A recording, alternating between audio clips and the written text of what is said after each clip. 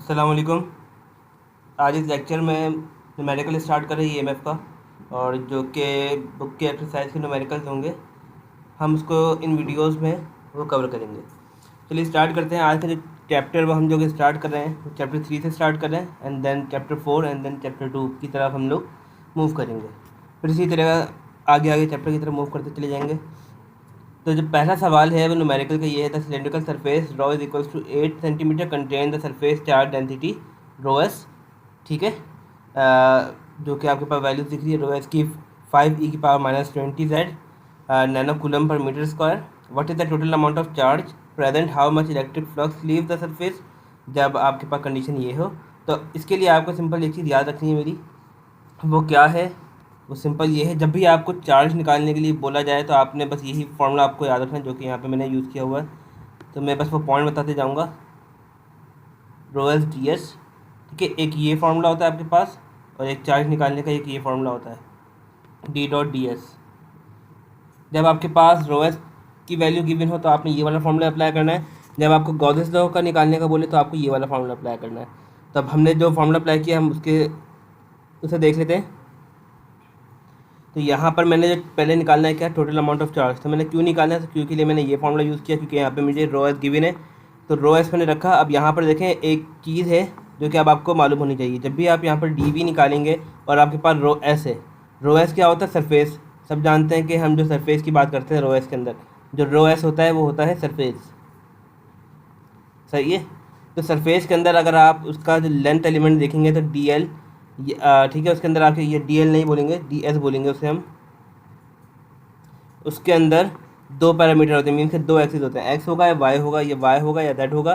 ठीक है, कोई दो एक्सिस आपके पास आ रहे होंगे, बट यहाँ पर फॉर्मूले के अंदर तीन एक्सिस आपको दिखा रहे हैं। डी वी आपको एक्स वाई जेड सारे के सारे पैरामीटर आपको शो कर रहा होता है। अब आपको पहचानना कैसे है, जब रो एस आ गया तो रो एस के साथ आपको डी एस लगता है यहाँ पर साथ में। तो अब आपको देखना है कि कौन सी चीज़ कांस्टेंट है। अब आपको जब भी रो एस गिवन होगा और साथ में जो भी वैल्यू गिवन होगी साथ में, आपने उसको एज अ कांस्टेंट ट्रीट करना है।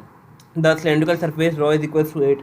जब रो इज इक्वल्स टू 8 है, मीन्स के जो आपका डायमीटर है, रेडियस है, वो थ्रू आउट क्या है, कांस्टेंट है। तो जब ये कांस्टेंट होगा तो आपके पास बचा क्या, सिलेंड्रिकल कोऑर्डिनेट के अंदर आपके पास एक बचा फाई और एक बचा जेड। सिलेंड्रिकल कोऑर्डिनेट के अंदर हम जानते हैं कि कौन कौन सा होता है। एक ड्रॉ होता है, एक फाई होता है, ड्रॉ, फाई और जेड, मेरे पास तीन कोऑर्डिनेट होते हैं सिलेंड्रिकल के अंदर। ये कांस्टेंट हो गया तो बच्चे कौन से, ये दो। तो अब हमने इन दोनों की लिमिट बनानी है। अब जब आपको इन सवालों के अंदर लिमिट गिवन नहीं होगी तो आपको एक क्या करना है, सिंपल चीज़ की एक लिमिट आपको याद रखनी है, जो कि क्या है, जब भी आप फाई को लेंगे 0 से 2 पाई लेंगे, क्योंकि सिलेंड्रिकल के अंदर जब भी आपको पूरा सर्कल बनाना है तो 0 से 2 पाई होना ज़रूरी है।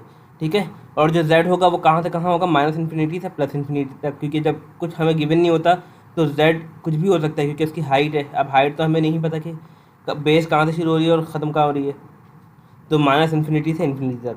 तो अब यहाँ पर जब क्यों निकालूंगा तो मैंने यहाँ पर रो एस की वैल्यू पुट कर दी है, मैंने यहाँ पर रो एस की वैल्यू पुट की है।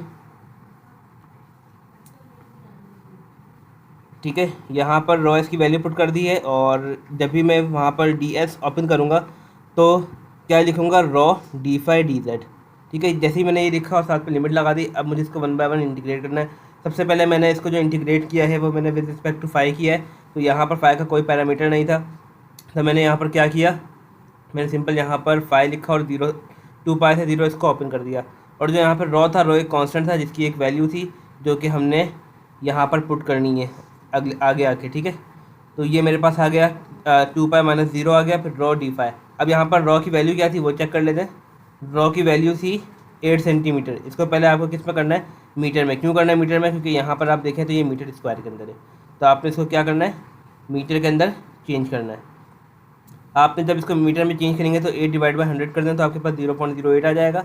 ठीक है, और अब यहाँ पर बचा आपके पास ये वाला पैरामीटर, और ये 5 2 10 हो गया, तो 10 आपके 10 पाई आपके पास यहाँ से आ गया, और 0.08 आपके पास रो की वैल्यू आ गई है।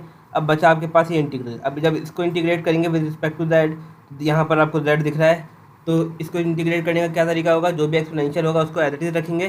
ठीक है, और डिवाइड के अंदर उसकी वैल्यू लिख देंगे। अच्छा, यहाँ पर मैंने एक और प्रॉपर्टी यूज़ की है, अगर आप उसको यूज़ नहीं करना चाहते तो आप ना करें, तो आप डायरेक्ट भी उसको कर सकते हैं। मैंने इसलिए और प्रॉपर्टी यूज़ की है क्योंकि यहाँ पर जो z है वो किस नंबर के अंदर है, इसकी पावर क्या है, 1 है। तो जब भी किसी भी पावर जब 1 होती है, ऑड होती है, तो हम उसे ज़ीरो से लेकर उसकी अपर लिमिट तक लिखते हैं और साथ में मल्टीप्लाई बाय 2 करवा देते हैं, जिससे ये पता चलता है कि आपका जो भी फंक्शन है वो 2 टाइम्स मल्टीप्लाई हो रहा है। लाइक सपोज के अगर मैं आपको एग्जांपल दूं कि जैसे कि ये एक्सिस है कुछ, ठीक है, ये एक्सिस के अंदर आपके पास कुछ इस तरह का फंक्शन आ रहा है, इस तरह का फंक्शन है, और यहाँ पे माइनस से स्टार्ट हो रहा है और ये प्लस से स्टार्ट हो रहा है। तो हमने क्या किया है, सिंपल यहाँ से लेकर यहाँ तक का फंक्शन ले लिया है और ये माइनस इन्फिनिटी को छोड़ दिया। हमने कहा मल्टीप्लाई बाय 2 कर देंगे इसको, तो यहाँ से यहाँ तक का फंक्शन भी एज इट इज़ कॉल हो जाएगा, ठीक है। तो इसको हमने सिंपल इंटीग्रेट करना है और यहाँ पर z नहीं आएगा जो कि रिमूव हुआ है। तो यहाँ पे इसको मैंने जब सॉल्व किया 1.6 एक्सपोनेंशियल, अब मैं लिमिट पुट करूँगा -20 z की पावर, ठीक है, मीन्स कि जो z की जगह मैं इन्फिनिटी रखूँगा तो माइनस इन्फिनिटी क्या होता है, 0 होता है, और जब मैं 0 पुट करूँगा तो 1 e की पावर 0/1/20। तो इसको मैंने सॉल्व किया तो मेरे पास सिंपल ये आंसर आ गया है, Q इज इक्वल से 0.45 नैनो कूलम, ठीक है। तो आप जब इसको सॉल्व करेंगे तो आपका भी आंसर एज इट इज़ ही आएगा। मैंने यहाँ पर 20 को इससे डिवाइड करवा दिया है, जब भी मेरे पास 0.08 आ रहा है, और मैंने इसको सिंपल सॉल्व कर लिया। अब चलते हैं पार्ट बी की तरफ। पार्ट बी में उसने बोला क्या था वो समझ लेते हैं। How much electric flux leave the surface जब रॉ इतना हो, जेड इतना हो और फाई इतना हो। अब आपको यही काम दोबारा करना है, लेकिन और एक चीज़ आपको और याद रखनी है, जो कि ये बात आपको हर बार याद रखनी है कि जो फ्लक्स होता है वो हमेशा बराबर होता है क्यू के। अगर आप अब बोलें कि जो हमने क्यू निकाला है ऊपर वो फ्लक्स से बराबर हो जाए, तो ऐसा नहीं होगा। क्यों, देखते हैं, फ़र्क देखते हैं इनके अंदर। तो यहाँ पर अगर आप देखें तो सिंपल यहाँ पर रॉ सेम है 8 सेंटीमीटर, ठीक है। यहाँ पर रॉ तो सेम है, लेकिन जो हमने लिमिट ली थी जेड की लिमिट क्या ली थी, -इन्फिनिटी से +इन्फिनिटी तक। लेकिन यहाँ पर लिमिट क्या है, 1 सेंटीमीटर से 5 सेंटीमीटर, जिसे हमें चेंज करना होगा। और यहाँ पर रॉ अगर आप देखें, रॉ कह रहा हूँ, फाई अगर आप देखें तो यहाँ पर है 30 से 90 तक। तो यहाँ पर देखने वाली बात ये है कि यहाँ पर लिमिट से चेंज हो गई है, तो इसलिए हम वहाँ पर वो वाला क्यू इस्तेमाल नहीं कर रहे। तो हमें यहाँ पर इसको दोबारा ओपन करना होगा। सिमिलरली यहाँ पर भी रो एस कांस्टेंट है, ठीक है, क्योंकि यहाँ पर मेरे पास एक फिक्स वैल्यू आ रही है। तो अब हमें करना क्या है, और फार्मूले के मुताबिक जो आपके पास बनेगा rho D phi Z phi, ठीक है, डी जेड। अब सिंपल आपको रो एस की वैल्यू पुट करनी है। आपने रो पुट किया और रो की वैल्यू भी आपने यहीं पे पुट कर दी 0.08। और यहाँ पर आपको अब लिमिट पुट करनी है किस की, फाई की लिमिट क्या थी, जिसे उन्होंने किस में दिया हुआ था, डिग्री में दिया हुआ था। मैंने इसको रेडियन में कन्वर्ट कर लिया है। इसको ज़रा ठीक कर लेते हैं पहले। तो अगर आप यहाँ पर देखें, जो थीटा है वो हमें गिवन था 30 से लेकर 90 डिग्री तक। जब मैं 30 डिग्री को अगर रेडियन में कन्वर्ट करूँगा तो बनेगा π/6, और 90 को बोलते हैं π/2। तो वो एज इट इज़ हमने रखा, और जब एज इट इज़ रखा है तो अब क्या करना है हमें आगे। और पीछे जो लिमिट है वो जेड की लिमिट है, जिसको हमने सेंटीमीटर से चेंज करके मीटर के अंदर लेके आ गए। अब यहाँ पर अगर आप देखें तो डी फाई के रिस्पेक्ट से यहाँ पर कोई भी चीज़ नहीं है, इसकी रिस्पेक्ट से कोई भी चीज़ नहीं है, तो ये एज इट इज़ फाई आ जाएगा। और हम इसने इसकी लिमिट पुट करनी है, तो π/2 से π/2 माइनस π/2 माइनस π/6। अब जब इसको हम सॉल्व करेंगे तो सिंपल क्या बन जाएगा, 6 वहाँ चले जाएगा और 2 यहाँ चले जाएगा, तो बनेगा क्या 4π/6 4π/12। और जब इसे कैंसिल करेंगे तो 4π/3 हमारे पास बन जाएगा, π/3 ये आ गया मेरे पास। और अब चाहें तो आप इसको 3 से डिवाइड भी करवा सकते हैं 0.4 को। और अब आपको इंटीग्रेट करना है विद रिस्पेक्ट टू z। तो आप यहाँ पर देख रहे हैं कि ये π/3 कांस्टेंट है, 0.4 कांस्टेंट है, तो ये e की पावर -20z इंटीग्रेट करेंगे। और सिमिलरली जिस तरह हमने पीछे सॉल्व किया था बिल्कुल एज इट इज सॉल्व करना है।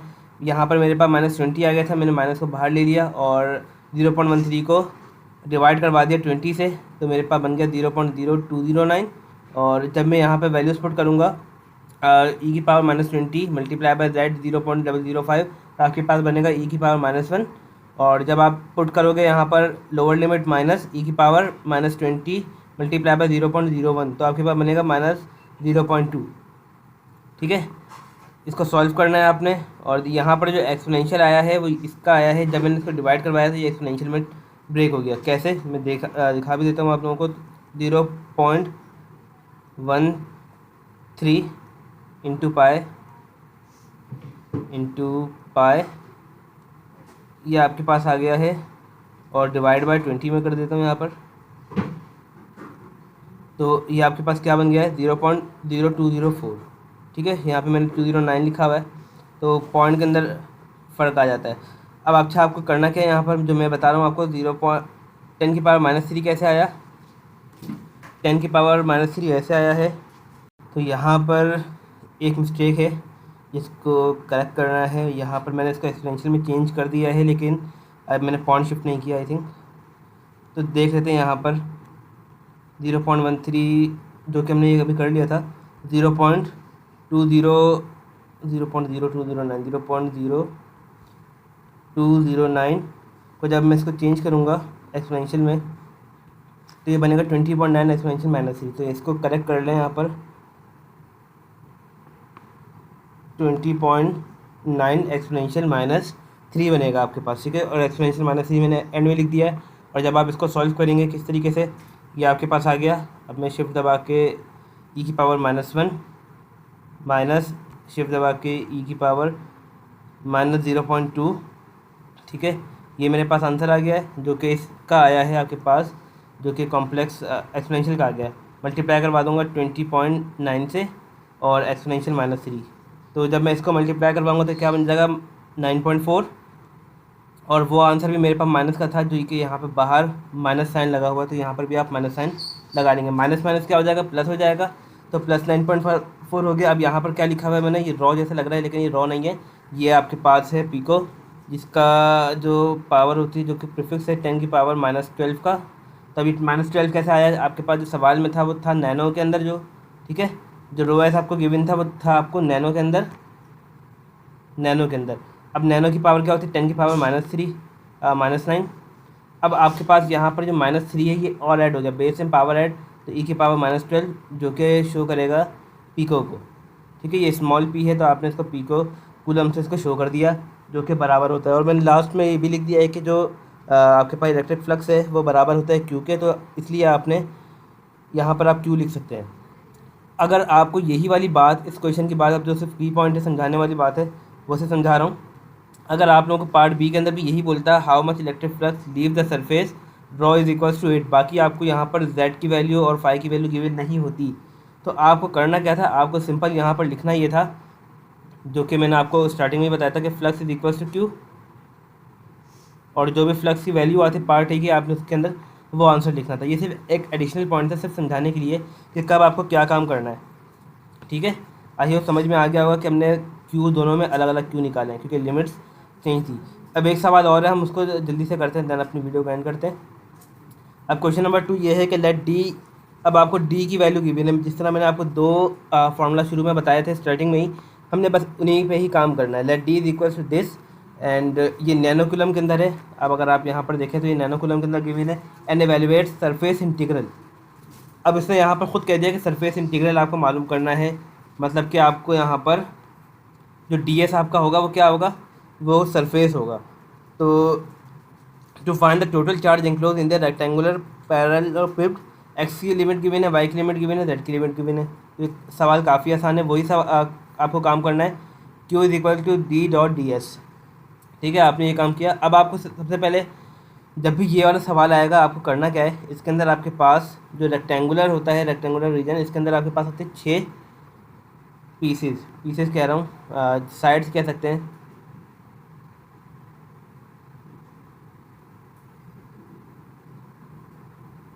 ठीक है, कौन कौन से 6 हो सकते हैं यहाँ पर आपके पास, ये एक तो ये वाला फ्रंट वाला होगा जो कि आपको यहाँ दिख रहा है। ठीक है, एक ये वाला पोर्शन होगा, दूसरा हो गया एक ही साइड वाला होगा जो कि आपको इस तरह से दिखेगा। ठीक है, 3 4, और जो एक ऊपर से दिखेगा और एक जो आपको बिल्कुल साइड से दिखेगा।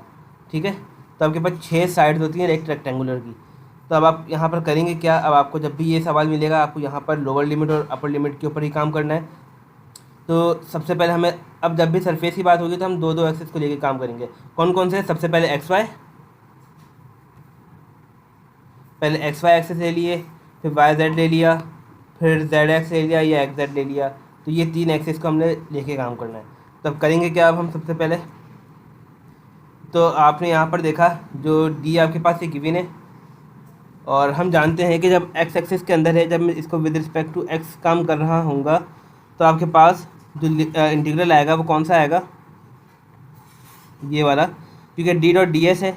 और जब मैं इसका एक्स क्या लूँगा, डॉट प्रोडक्ट लूँगा, तो ए एक्स डॉट ए एक्स क्या होता है, 1 होता है। तो आपके पास सिंपली ये वाला पोर्शन रह जाएगा एक्स एक्सिस के लिए। जब हम कॉन्स्टेंट एक्स एक्सिस के लिए काम करेंगे तो आपको याद रखना है कि यहाँ पे जो भी डी एक्स आपके पास एक्स एक्सिस के अंदर मौजूद होगा, आपने वो लिखा, और जो साथ में लिमिट्स लिखनी है वाई की, वाई और जेड की। अगर आप एक्स एक्सिस के लिए काम कर रहे हैं, क्योंकि ये पोर्शन है, हम एक्स एक्सिस और फिर lower limit of X axis और upper limit of X axis के लिए भी हम काम कर रहे हैं, तो वहाँ पर हम y और z की लिमिट लेंगे। तो y की लिमिट क्या है यहाँ पर, 0 से 3, तो y की लिमिट आ गई है 0 से 3, ठीक है, और z की लिमिट आ गई है 0 से 5। अब जब भी आप लोअर लिमिट के लिए काम करेंगे तो आपको करना क्या है, साथ में आपको माइनस साइन लगाना होगा, जो कि आपको यहाँ पर दिख रहा है, ये जो माइनस साइन आपको दिख रहा होगा, ठीक है, माइनस साइन लगाना है और आपने फॉर्मूला ऐसे एज इट इज लिख देना है। और यहाँ पर क्या हो जाएगा, D X dot D Y dot D Z हो गया आपके पास। सिमिलरली आपको सारा का सारा काम एज इट इज लिखना है, जो आप लोअर लिमिट के लिए काम करेंगे वही काम आपको अपर लिमिट के लिए करना है। लेकिन यहाँ पर आपको जब अपर लिमिट होगा तो कुछ भी हो जाए तो साइन वहाँ पर पॉजिटिव ही आएगा। यहाँ पर मैंने नेगेटिव साइन लगाया था क्योंकि हमने लोअर लिमिट की बात की थी। अब नीचे आएंगे, जब वाई की बात करेंगे तो वाई के लिए वहाँ पर हम वाई की लिमिट छोड़ देंगे, कौन कौन सी रह जाएंगी, फिर एक्स और जेड की लिमिट रह जाएंगी। और अगर बात की जाए y के पोर्शन की, तो y की पोर्शन में सिंपल ये है, तो 2 bracket x square plus Z square, ठीक है। तो आप यहाँ पर क्या कर देंगे, सिंपल, अच्छा जो -1 था, मैंने इसको जैसे ही माइनस मैंने लिखा है, मैंने यहाँ पे -1 यहाँ लिख दिया है। तो लोअर लिमिट के लिए सबसे पहले माइनस का साइन, फिर जो भी आपके पास सवाल के अंदर गिवन होगा y की वैल्यू, डी वाई की वैल्यू आपने वो लिखी। और हमने अभी बात की है कि वहाँ पर y के हम जब काम करेंगे तो x की लिमिट और z की लिमिट हम वहाँ पर लेंगे। सिमिलरली आपने बगैर देखे आपने यहाँ पे उतारना है, बस सिर्फ पॉजिटिव साइन आपको लिखना होगा। सिमिलरली जब हम z के लिए काम करेंगे तो z के लिए देखेंगे माइनस साइन सबसे पहले लगाएंगे। जब z के लिए काम कर रहे हैं तो वहाँ पर z नहीं होना चाहिए, बस सिंपल क्या होना चाहिए, आपके पास x होना चाहिए और y होना चाहिए। तो हमने यहाँ पर लिमिट किसकी ली है, x और y की लिमिट ली है D X dot D Y, ठीक है। और इसी तरीके से आपने पॉजिटिव के लिए लिखना है, जब अपर लिमिट के लिए लिखेंगे तो माइनस साइन हम हटा देंगे। अब आपको करना क्या है, अब आपको देखना है अगले टर्म के अंदर, जब आप एक्स एक्सिस के लिए काम करेंगे, पॉजिटिव एक्स एक्सिस के अंदर, तो आप यहाँ पर देखें, यहाँ पर जब लोअर लिमिट आपके पास एक्स की क्या है, यहाँ पर 4xy आ रहा है। अब आपको वैल्यूज पुट करनी है, तो लोअर लिमिट ऑफ एक्स देखें आपके पास क्या है, 0, ठीक है। लोअर लिमिट ऑफ एक्स क्या है आपके पास, 0। तो आपने जब आपने यहाँ पर लोअर लिमिट आपने 0 पुट की, एक्स की जगह आपने जब 0 रखा, तो ये पूरी की पूरी टर्म क्या हो गई है, 0, ठीक है। ये पूरी की पूरी टर्म क्या हो गई, 0। सिमिलरली जब आपने यहाँ पर रखना है, यहाँ पर भी x कांस्टेंट है, तो x की जो अपर लिमिट है वो 2। तो आपने यहाँ पे जब जैसे ही 2 रखा, जैसे ही आपने यहाँ पर 2 रखा, तो ये ऑटोमेटिकली क्या बन गया है, 12y dy dz बन गया। कैसे, देख लेते हैं। यहाँ पर जो लिमिट है वो क्या है, 2 है, 1 मिनट दे रहा। जब आपने उसकी लिमिट, जब आपने एक्स की वैल्यू पुट की तो आपके पास आ गया 12 और फिर plus D Y D Z, ठीक है। अब यहाँ पर अगर आप देखें, यहाँ पर आपके पास वाई की टर्म है ही नहीं, ठीक है। जब लोअर लिमिट आपके पास मीन्स कि जब आपको किसी भी चीज़ के रिस्पेक्ट से करना होगा तो वो ऑटोमेटिकली 0 ही बन जाएगा। तो आपने यहाँ पर इसलिए इसको 0 ले लिया। सिमिलरली आपने इसकी जो पॉजिटिव एक्स एक्सिस है इसको भी 0 लिया, क्योंकि यहाँ पर वाई की टर्म कुछ इन्वॉल्व ही नहीं हो रही, इस टर्म के अंदर वाई की वैल्यू इन्वॉल्व नहीं हो रही, तो आपने इसको 0 ले लिया।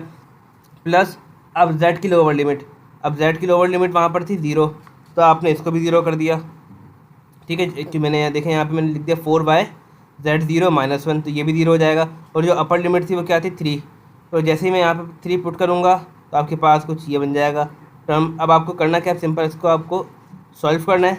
अब सॉल्व किस तरीके से करेंगे, ये लिमिट है y की और ये लिमिट है z की, 1 बाय 1 आपको इसको सॉल्व करना है, इंटीग्रेट करवाना है, आपके पास सॉल्व होके ये फॉर्म बन जाएगी, ठीक है।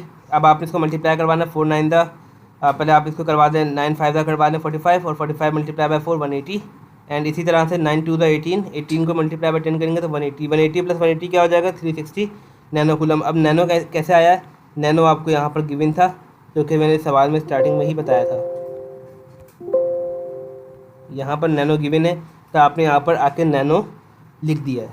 ठीक है, आई होप समझ आ गया होगा। आज के जो 2 सवाल थे जो कि बुक से रिलेटेड थे, आपको बस से फार्मूला आपको माइंड में रखना है कि कौन सा फार्मूला कब अप्लाई करना है, तो इस तरीके से आप लोग आराम से अपना काम कर सकेंगे। सिंपल मैं दोबारा रिकॉल करवा देता हूँ। जब आप क्यू निकालेंगे तो क्यू के लिए आपको रो एस डी एस आपको इस्तेमाल करना होगा। ठीक है, वहाँ पर इस्तेमाल होता है डी वी, लेकिन हम इस्तेमाल क्या करते हैं डी एस। और क्यू बराबर होता है फ्लक्स के, इलेक्ट्रिक फ्लक्स के, और क्यू बराबर होता है rho D dot D S. और ये फार्मूला अप्लाई कैसे होता है ये हमने आज देख लिया है। अब जब डी की बात करेंगे, जब हम इस तरह का चार्ज निकालेंगे तो वहाँ पर हम 66 सरफेसेस को कंसिडर कर रहे होंगे। तो आई होप आपको समझ आ गया होगा कि किस तरीके से हमने ये काम किया है। Thank you.